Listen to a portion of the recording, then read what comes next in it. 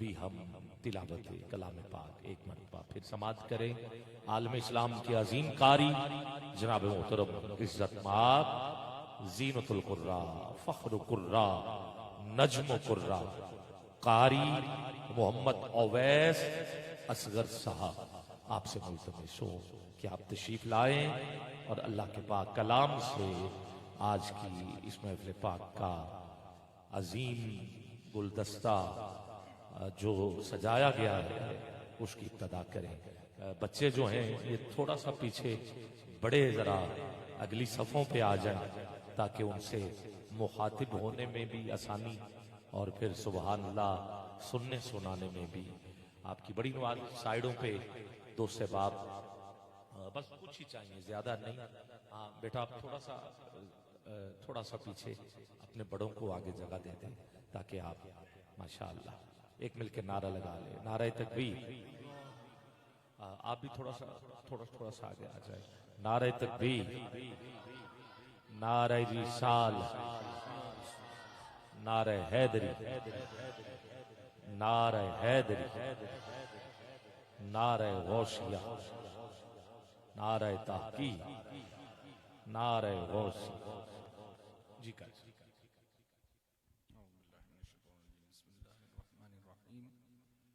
میں مشکور ہوں جناب حضرت علامہ مولانا حافظ انعام الحق قادری صاحب کا اور عمران بھائی کا جن کے حکم پہ محفل پاک میں حاضری کا موقع ملا، اور اللہ تعالیٰ عمران بھائی کے اور ان کے جنہوں نے بھی اس میں محفل پاک میں حصہ ڈالا تمام کی رزق حلال میں برکت عطا فرمائے، وسعت عطا فرمائے، آئندہ سال اس سے بھی بڑھ کر کرنے کی توفیق عطا فرمائے۔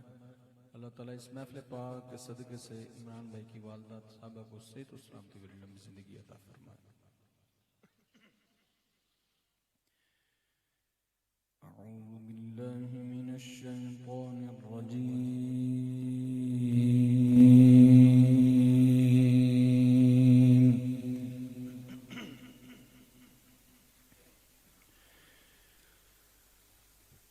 بسم اللہ الرحمن الرحیم،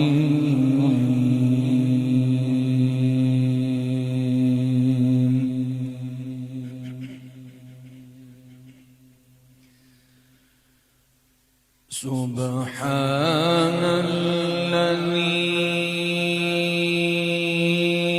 اسری بعبدہ لیلا من المسجد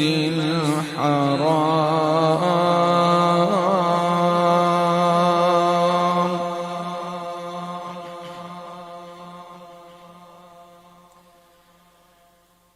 لیلا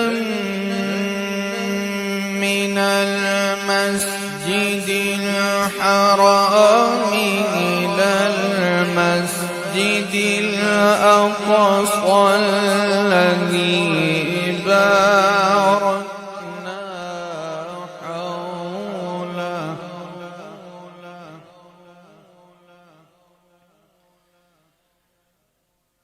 الذي باركنا حوله لنريه من آياتنا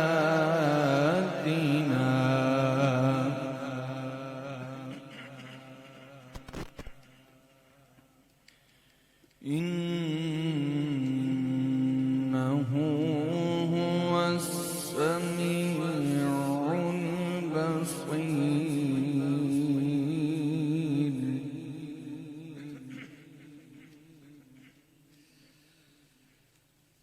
بسم الله الرحمن الرحيم، سبحان الذي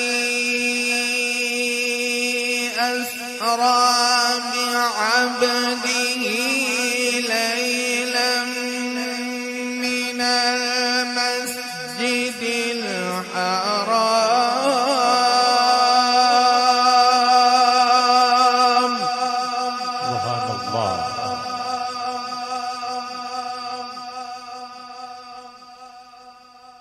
ليلا من المسجد الحرام إلى المسجد الأقصى الذي باركنا حوله لنريه من آياتنا.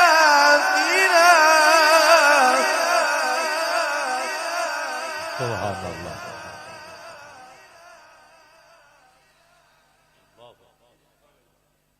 إنه هو السميع البصير.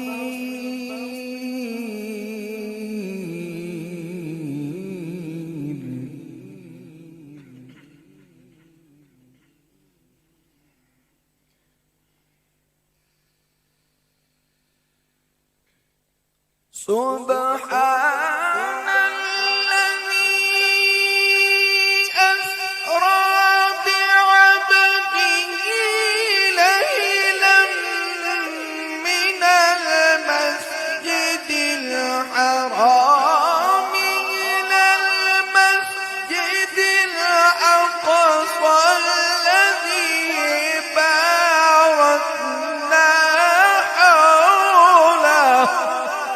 اللہ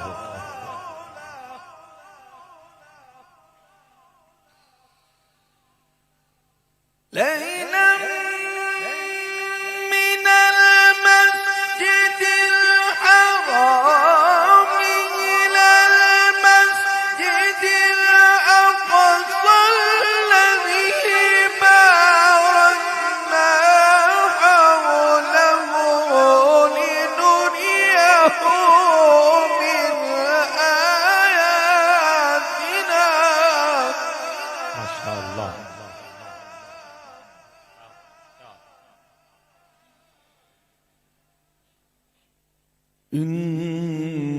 إنه هو السميع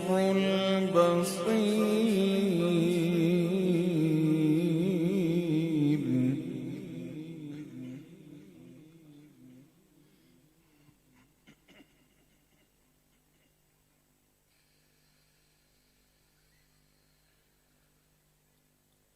سبحان الذي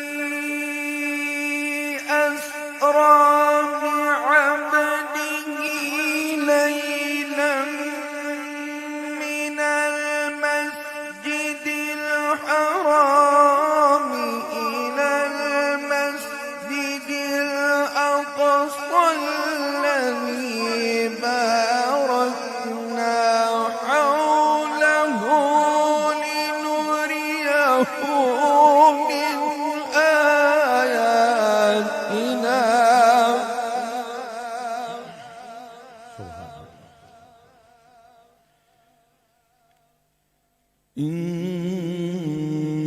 إنه هو السميع البصير.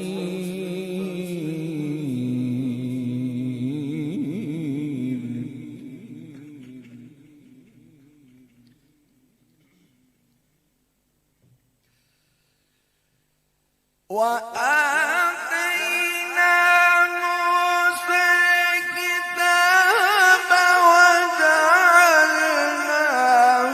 هدى لبني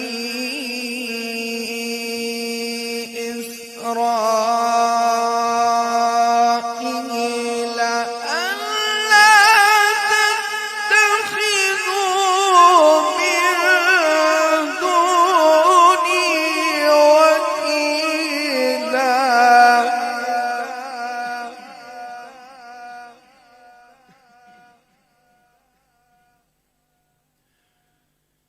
ذرية من حملنا مع نوح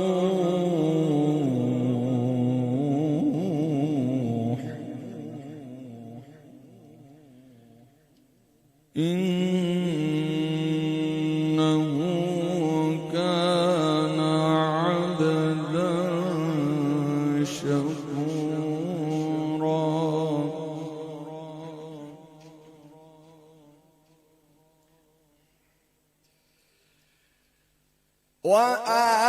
وآتينا موسى الكتاب وجعلناه هدى لبني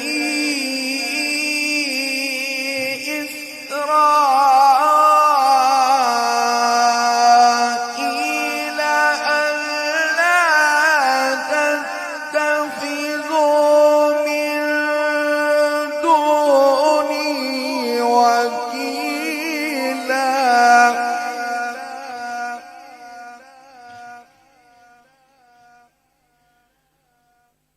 ذرية من حملنا مع نوح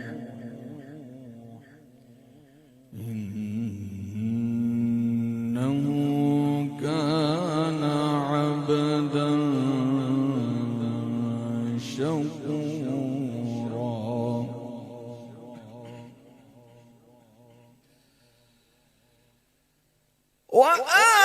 وآتينا موسى الكتاب وجعلناه هدى لبني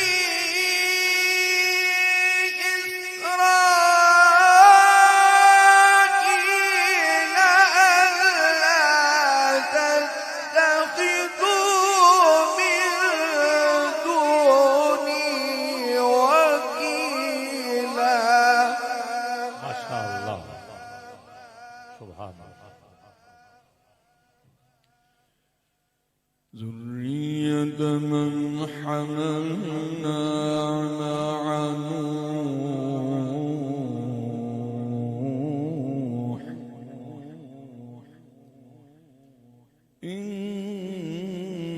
إنه كان عبدا شكورا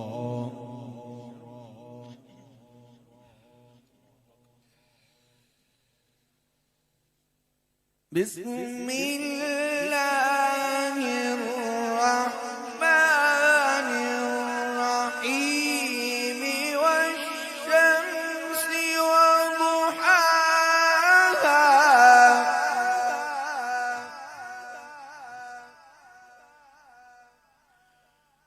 والقمر إذا تلاها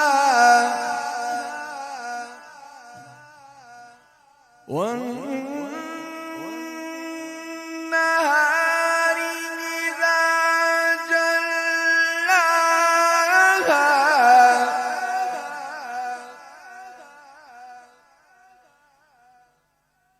والليل إذا يغشاها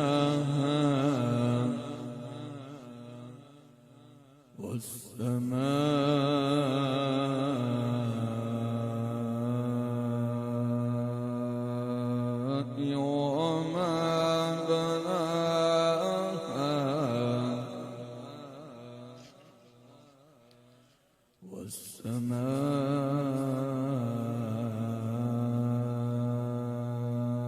والسماء وما بناها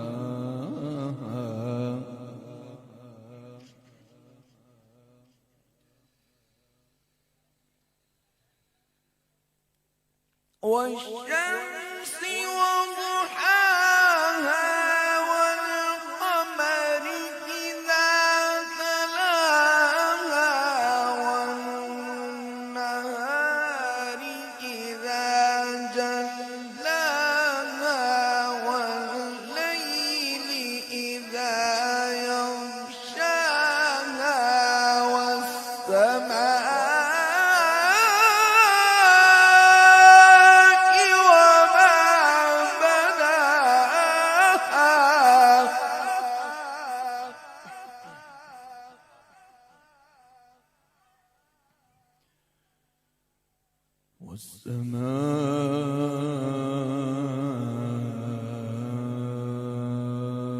والسماء وما بناها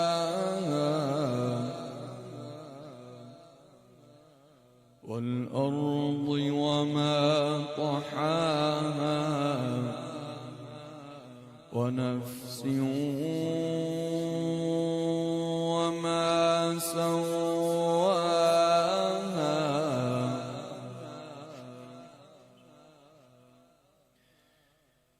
بسم الله الرحمن الرحيم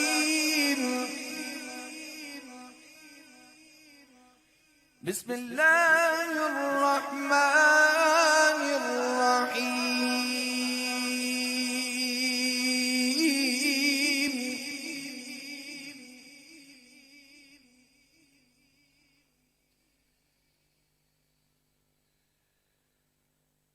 والضحى والليل إذا سجى ما ودعك ربك وما قلى وللآخرة خير لك من الأولى ولسوف يعطيك ربك فترضى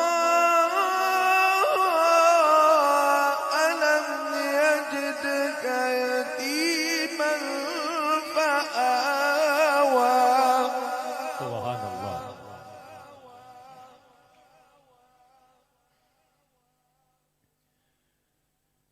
ألم يجدك يتيما فآوى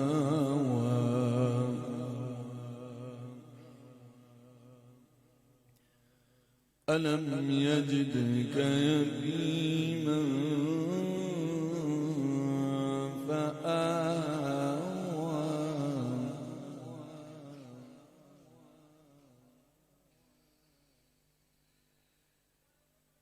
ولسوف يعطيك ربك فترضى ألم يجدك يتيما فآوى ووجدك ضالا فهدى ووجدك عائلا فأغنى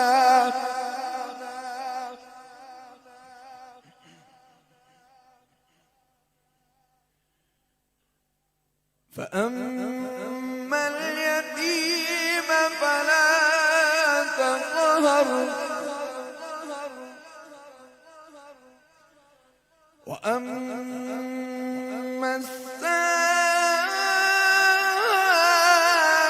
السائل فلا تنهر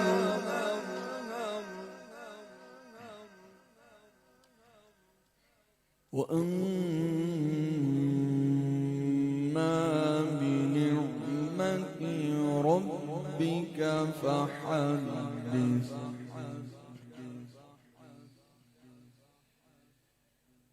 لا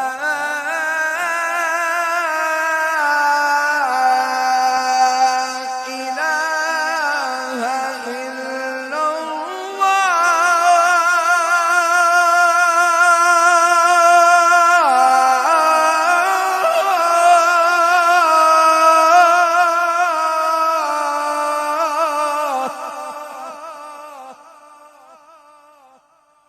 الله أكبر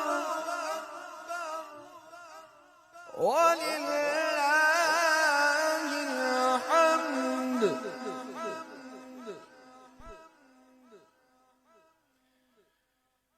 بسم الله الرحمن الرحيم قل هو الله أحد الله الصمد لم يلد ولم يولد ولم يكن له كفوا أحد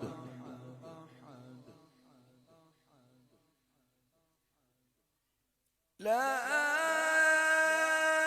إله إلا الله والله أكبر ولله الحمد بسم الله الرحمن الرحيم قل هو الله أحد الله الصمد لم يلد ولم يولد ولم يكن له كفوا أحد سبحان اللہ. لم يلد ولم يولد ولم يكن له كفوا أحد. صدق الله العظيم وصدق رسوله النبي الكريم.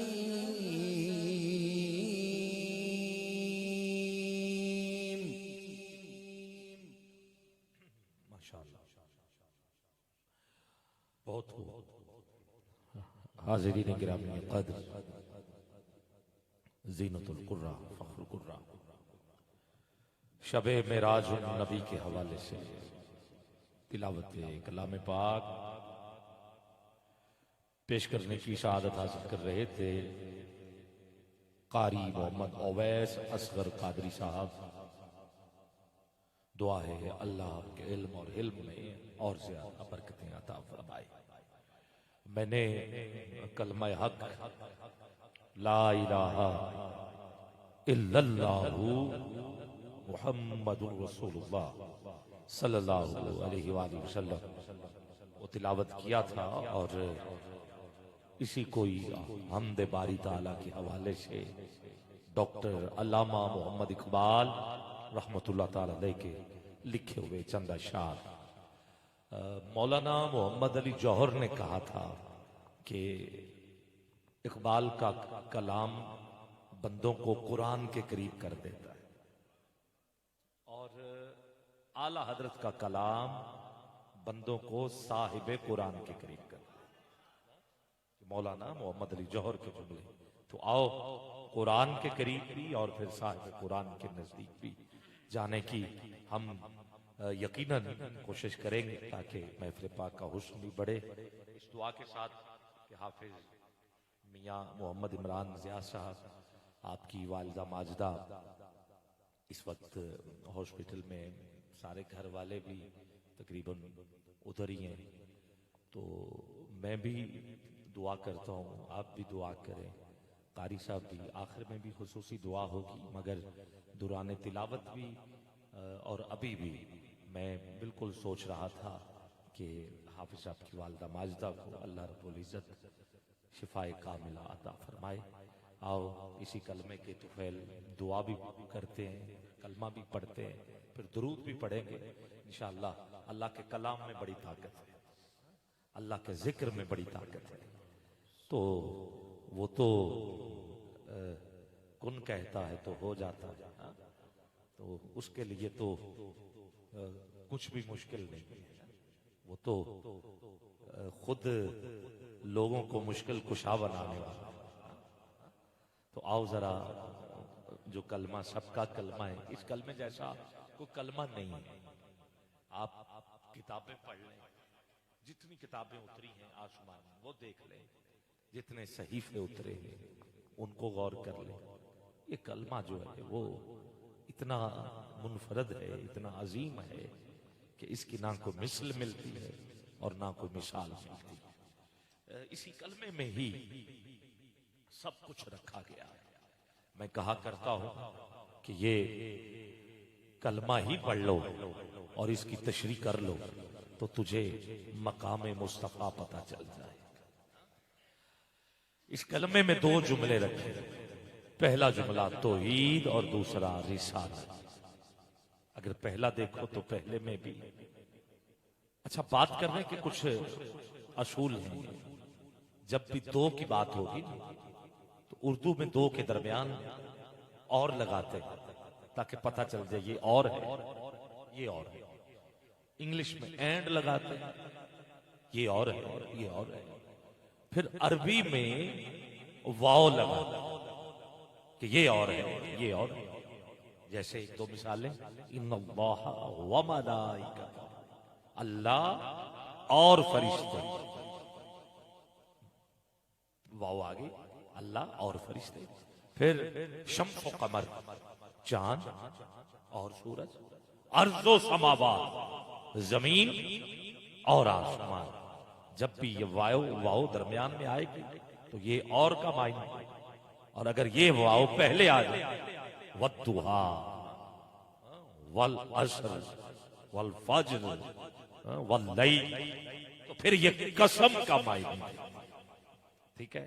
تو گرامی قدر یہ کلمہ دیکھ تو اس میں دو ہیں، توحید بھی، رسالت بھی، اللہ کا نام بھی، مصطفیٰ کا نام بھی، مگر دو ہونے کے باوجود اس کے درمیان میں اور نہیں.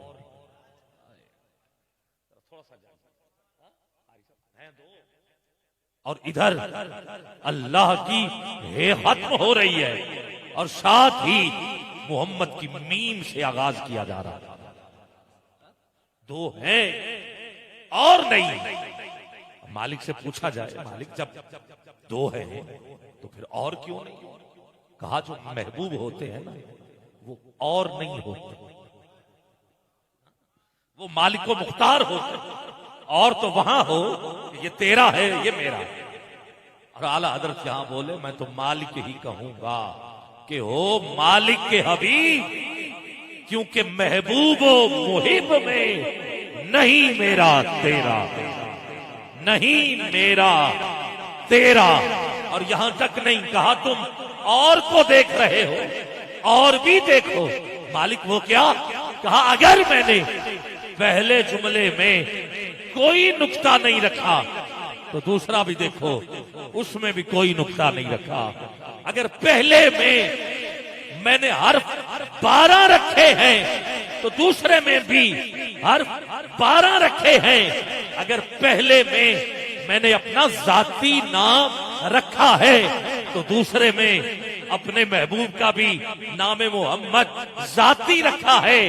اگر اللہ کے حرف 4 ہیں، اب آپ کی سبحان اللہ بہت بلند چاہیے، اگر اللہ کے حرف 4 ہیں تو محمد کے حرف بھی 4 ہیں.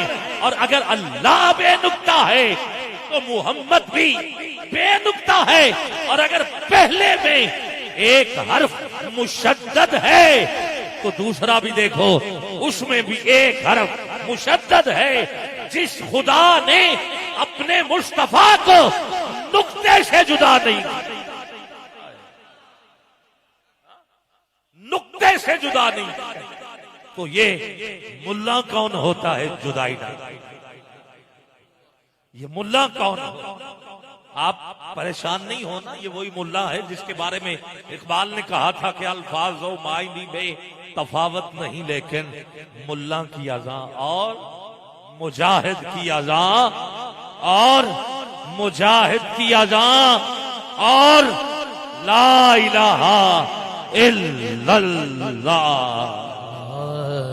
الہ الا اللہ، لا الہ الا اللہ، لا